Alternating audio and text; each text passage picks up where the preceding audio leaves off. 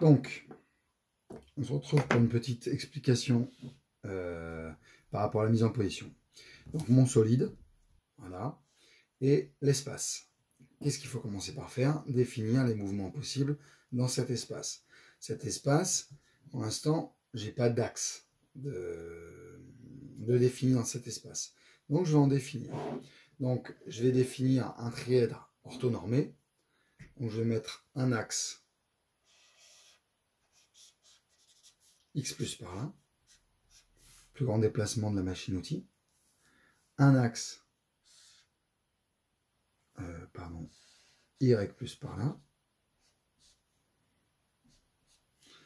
et l'axe Z, on va enlever ça, et l'axe Z, il est comme ça, c'est celui qui monte, et ça me donne bien un trièdre orthonormé. Si je me déplace, si je tourne de X plus vers Y plus, je monte mon axe Z, ça marche.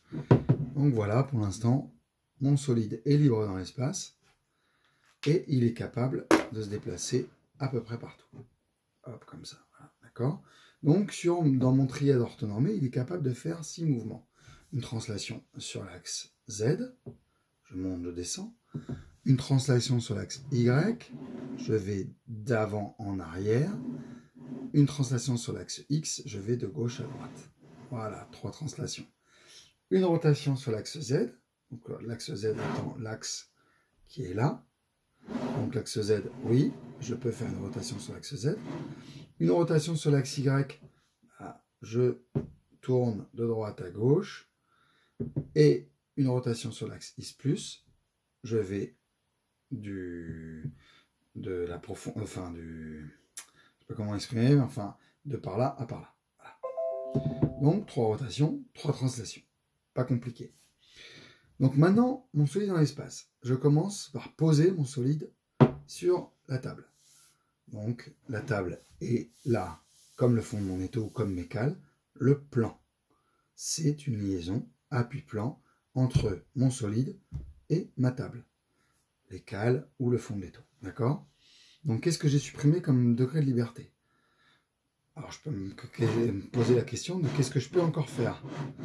Je peux encore faire la translation sur X, la translation sur Y et la rotation sur l'axe Z. Voilà, je ne peux plus faire la translation sur l'axe Z, sauf à décoller mon solide. D'accord? Je ne peux plus faire la rotation sur l'axe Y, sauf à décoller mon solide. Je ne peux plus faire la rotation sur l'axe X, sauf à décoller mon solide. D'accord? Donc j'ai supprimé la translation sur l'axe Z. Je vais les noter. J'ai supprimé TZ, RX. Si je ne le mets pas où on le voit, TZ. C'est pas terrible mon truc. RX et AY. Voilà, j'ai supprimé les 3.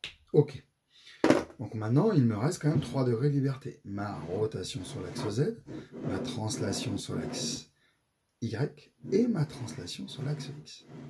Ok. Donc maintenant, je vais plaquer ma pièce contre un rebord et de ce fait, je vais supprimer encore 2 degrés de liberté. 2.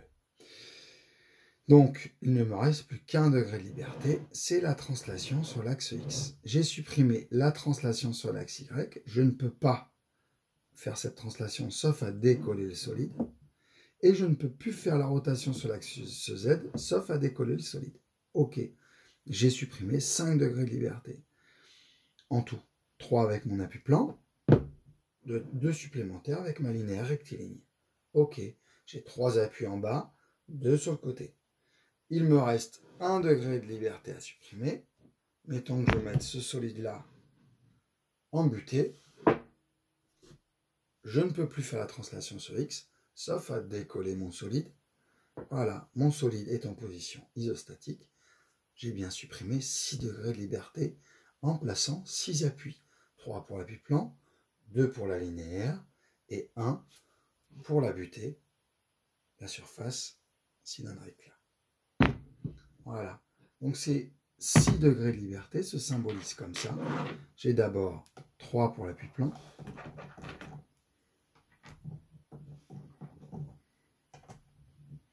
Donc ce sera mes 3 normales de repérage. On va essayer de faire ça vraiment plan. Voilà, ça bouge plus. 3. 2 pour la linéaire.